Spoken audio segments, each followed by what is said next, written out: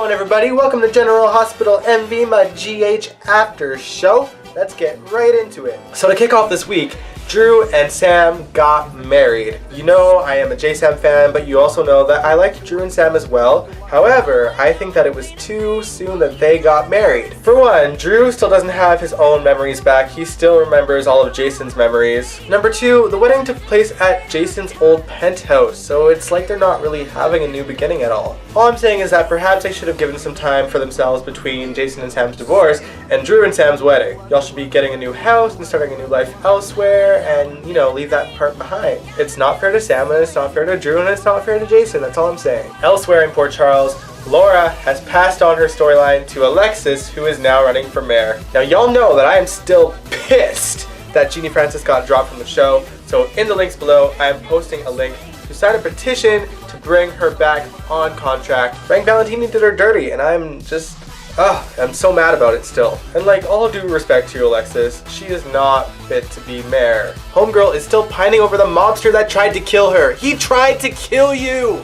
She's falling all over herself every time she's around him. So yeah, the story that I loved is losing steam pretty frickin' quickly. Alright, now later on this week, Amy paid a visit to Maxie to give her a gift for the baby. With all the residuals from her and Nathan's book, Amy started a trust fund for Nathan and Maxie's baby, which was so sweet. This of course took place after Nathan and Maxie and Felicia had seen the baby's sonograms. Not to spoil anything, but those scenes between Nathan and Maxie seemed pretty final. Which is a great way to segue into what else happened this week. Finally, after a few days of seeing the back of some random actor's head, Anders Hove returns as Cesar Faison. And boy did he have a busy week. Let's talk about all the things he's done this week, okay? So first, he kidnaps Liesel, throws her into the stables at Windermere. Lulu was looking for Faison at Windermere, finds Liesel and Faison at the stables. Faison locks them up into the stable with a poisonous gas. And then he goes to Anna's house where he finds Dr. Finn, holds him hostage, creeps Anna out, and it is honestly like the most disgusting scenes ever. He then leaves Anna's house and goes to the Metro Court where he finds Peter and Maxie. He shoots Peter, tries to take Maxie hostage. Nathan shows up and then he shoots Nathan, and then he tries to leave the hotel, holds Carly hostage, and then Jason shoots him. All in 1 week.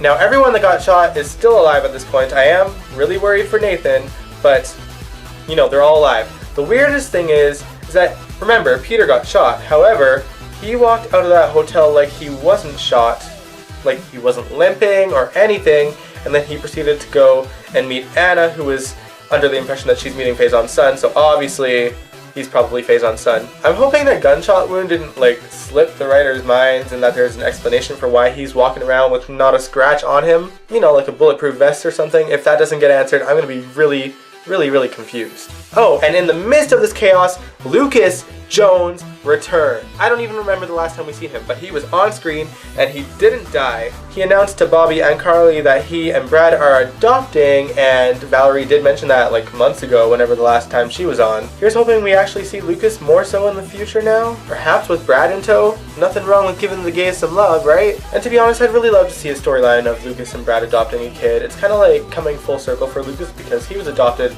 by Bobby and Tony. So yeah, the nostalgia in me just really wants to see the storyline happen on screen, GH. So yeah, it was an action-packed week in Port Charles. Now, before I let you guys go, if you recall a few weeks ago, I had mentioned that I will be doing a show called GH Top 10. And initially, I had a plan for the first episode that I am now putting aside for a little bit in honor of Genie Francis and the news that she was dropped. I want to do the first episode all about Laura, so I want to hear your guys' favorite Laura moments. Let me know in the comments below what you want to see on that list.